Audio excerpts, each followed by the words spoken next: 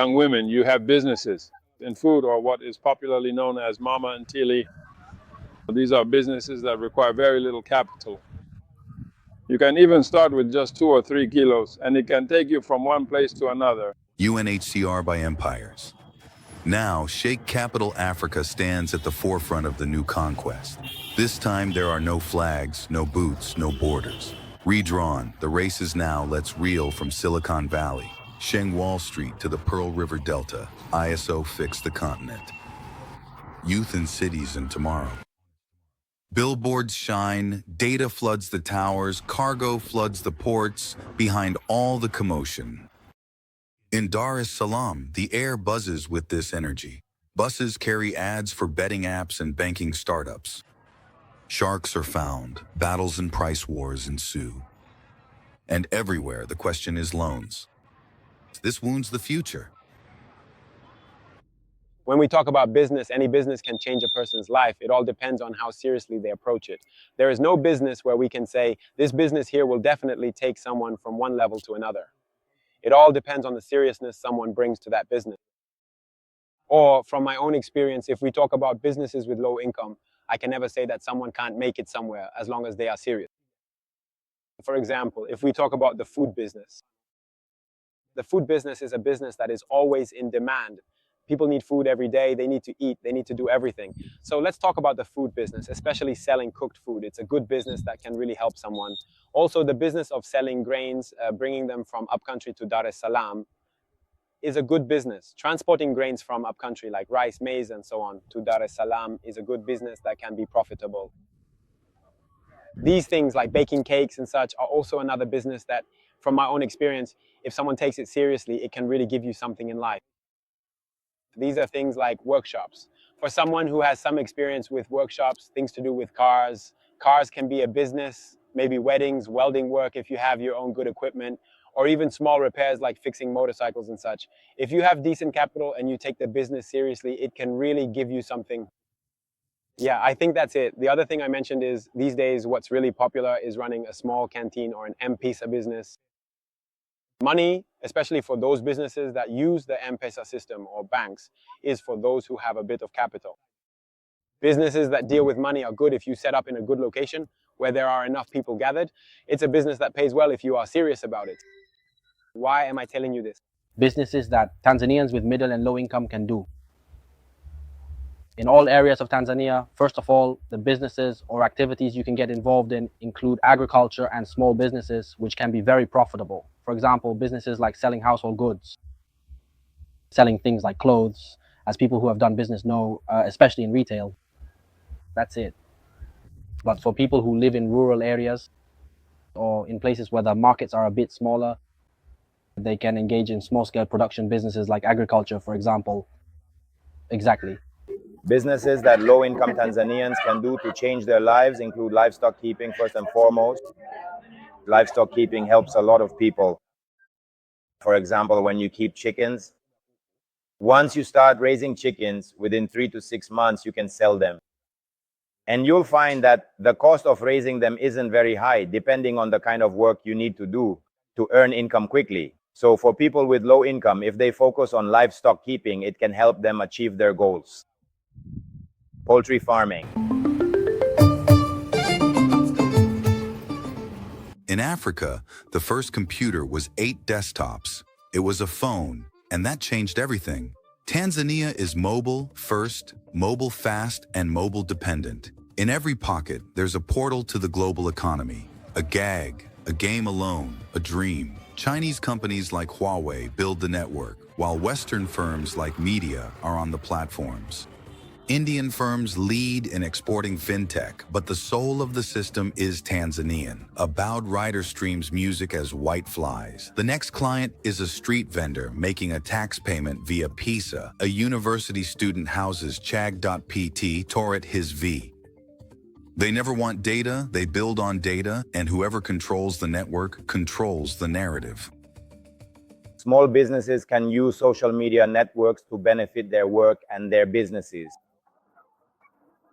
In order to grow further, for people to know them more, to advertise themselves more, and to get more customers so they can continue to grow their business and become well known, moving from 200% to 100% through a network where they can advertise their business and it can go well. So for a small business owner with a smartphone, they can use their smartphone to advertise themselves online, become more recognized, and it can lift them from where they are, truly reaching the level they had hoped for when they witnessed themselves achieving it. When it comes to social media matters, these days they say the world is like a village. So if you go around using social media, it means you can supply your product quickly and people will see it a lot. So through social media, no matter what kind of business you are doing, if you use social media, it is very easy to become known. And if you use social media a lot, you might find yourself selling much more online than even in your local area where you run your business. Using social media is also very effective because it reaches a wide area in a short amount of time. So social media is very good, especially for small business owners. No matter what kind of business you are doing, if you really support your business online, it pays off well. He invested time. When you talk about online business, it's true that online business uses more money than traditional business. Why is that? When it comes to online business, the first thing is you have to address certain issues until you get your things back. Doing business online means, first of all, you still have to, and also when you do business online, you can use those people who are good on social media by paying them to promote your business. That also costs money. So in order to get someone to advertise your business, you have to pay them. I think that's one of the expenses that differentiates online business from someone doing traditional business, as they say. You have to put in the effort. You have to invest something in order to get something. So when you do business, you'll see you have to invest.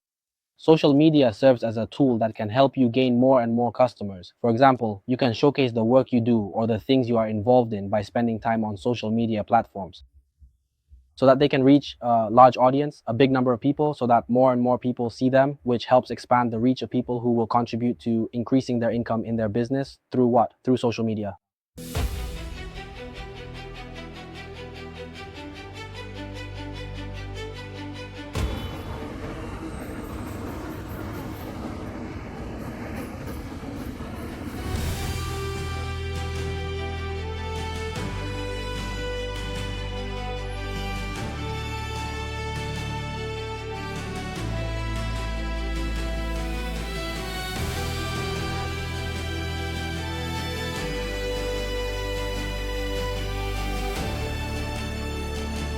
The battle for the African markets isn't just online. It's in your kitchen, in your lunchbox, in the salt you use.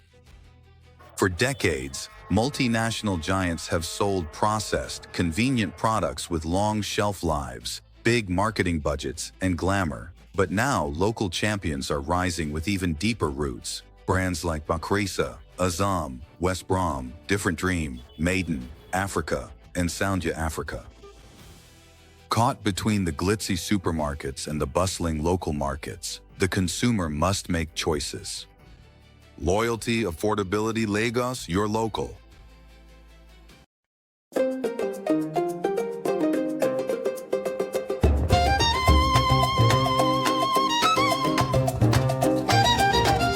The first challenge, which is very well known, is the issue of capital. Capital is the biggest thing, the biggest challenge that really troubles many people.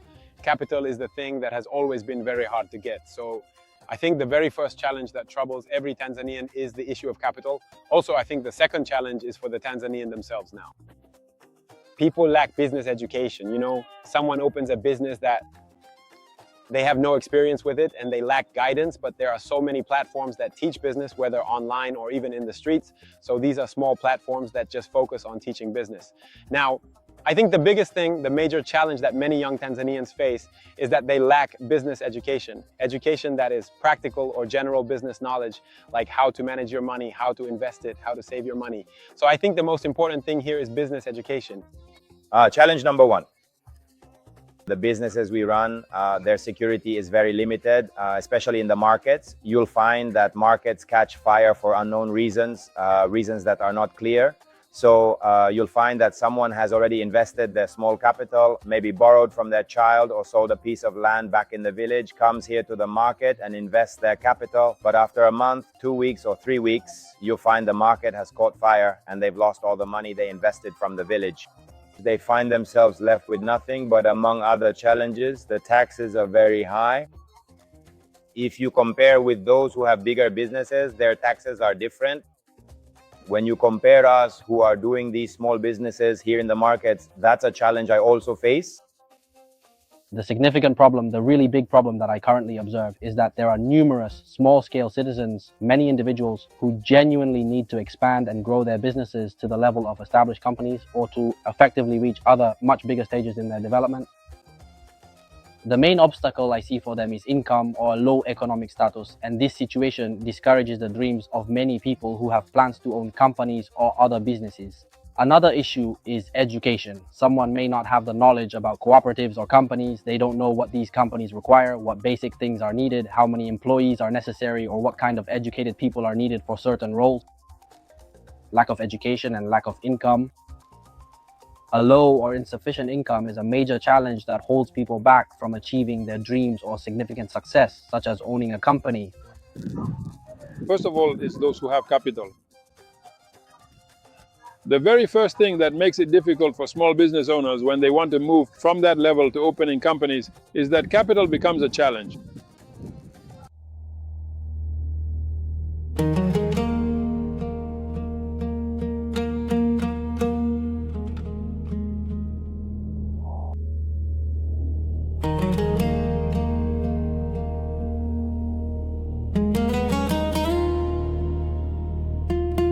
The boardroom, so Beijing and Washington. Africa is not a mystery. It's a metric, a market. When China builds roads, stadiums, ports, doors, and lounges, now there are lectures, but also strings attached, some visible, some hidden in contracts. The West offers democracy, aid, and civil society grants. Partnerships come with paperwork after Africa asks for them. Wars, the spread of wars, the theft. Tanzania plays both sides because it has to, because it has a globalized economy, diplomacy, business, and business survival. But the people, they want results, not declarations.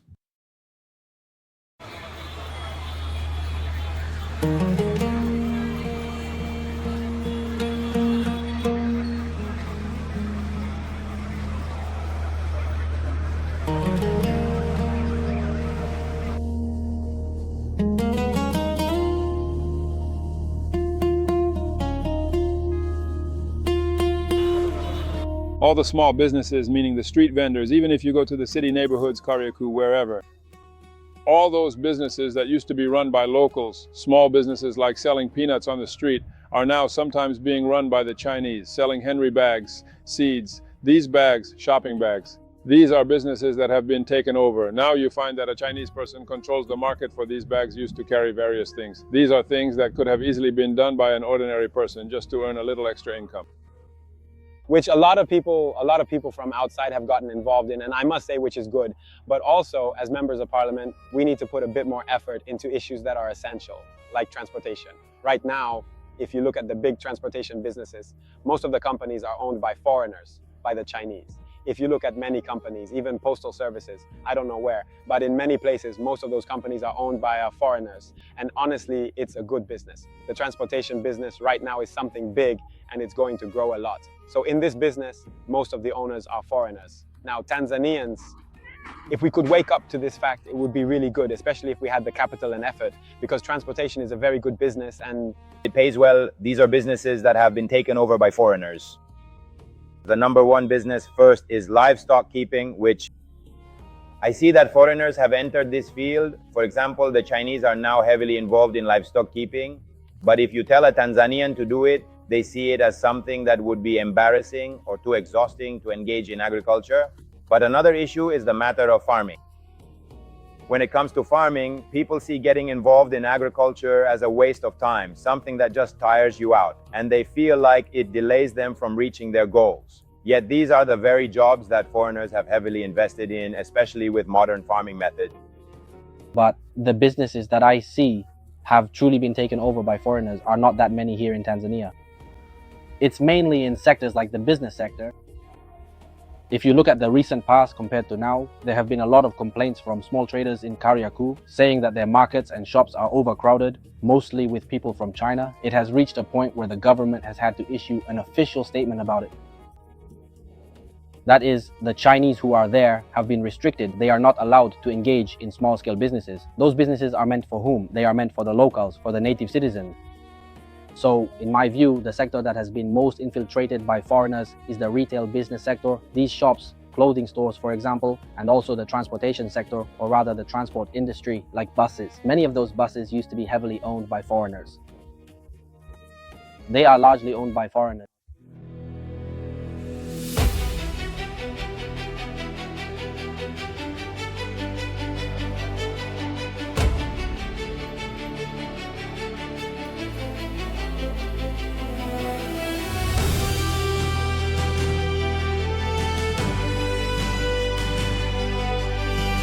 Even the logos beneath the headlines, something stars.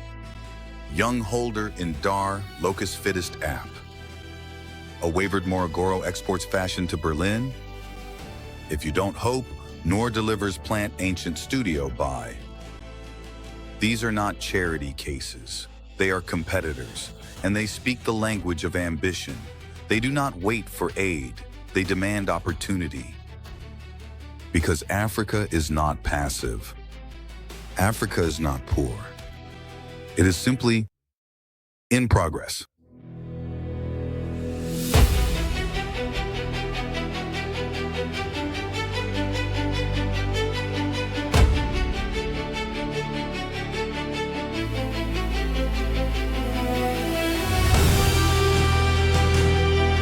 From my perspective, there are many businesses that people rush into but end up being unprofitable.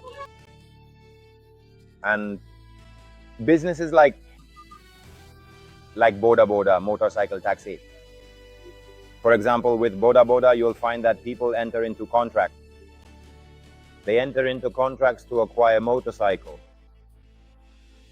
with the aim of looking for passengers to earn money, but you'll find that in 1 out of 100 cases, there are too many Boda Boda crowding the streets.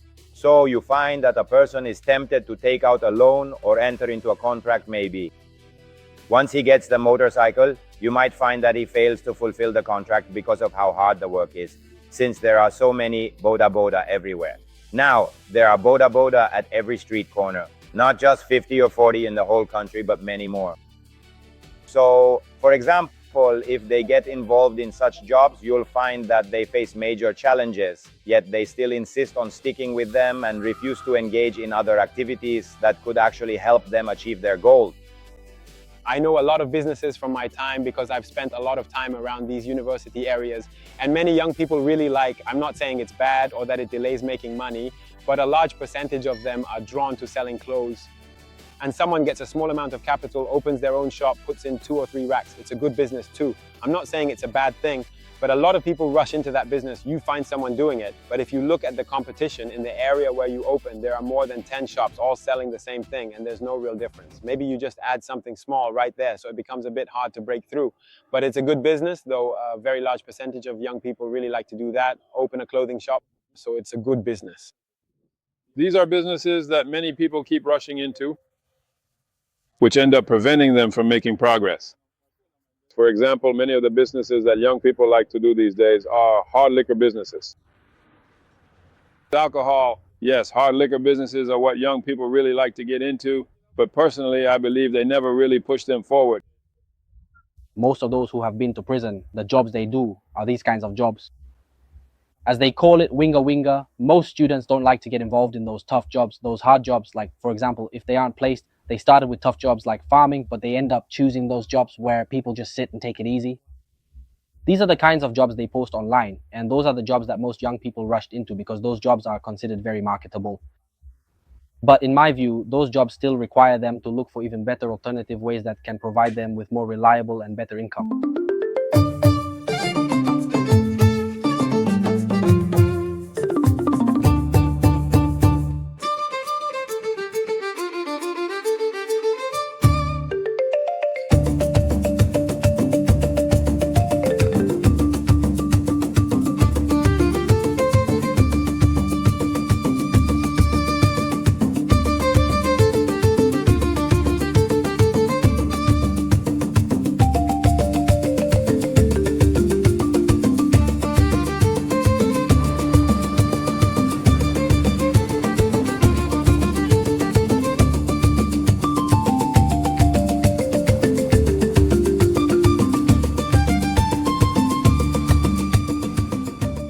Africans are no longer waiting, no longer asking. It is choosing the investors who are shaping the future, driving the giant, circling beneath the headlines.